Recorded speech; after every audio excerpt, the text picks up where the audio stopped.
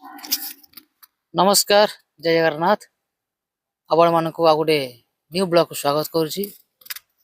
समय तो पाखापाखि 4टा होगलानी कि 4टा हलानी माने एते खरा अनुगुल आपण मैंने विश्वास कर माने खरा जो भाया माने गरम भी से भाया सरी कहीकि खरा भावियोनी मोर अनुगुल सांगसाथी मैंने मुझे जे बहुत खरा मत से फिल है से कहीदेली।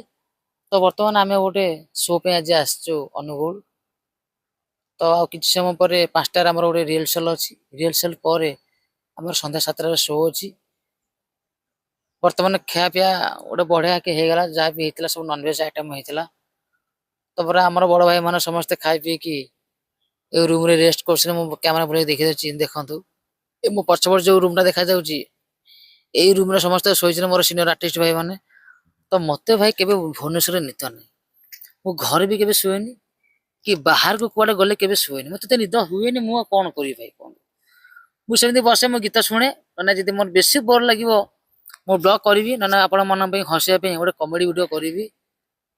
तो देखी दिंतु पूरा जगह पूरा सुनसान पूरा फांका अच्छी जोड़िए बलद खाली जो माड़पीट होती गले ये पच देखु सी पचर देखी जूम कर देखिपर बहुत पचर से अच्छा। तो आमर पायलट भाई गाड़ी शोती आम आर्टिस्ट भाई रूम शोती मोटे बस कि समय पर 5टार आम जीव रिहर्सल करने। तो बहुत बोर लगुला से आपण मन गोटे सुंदर ब्लॉग गोटे बनईदेली।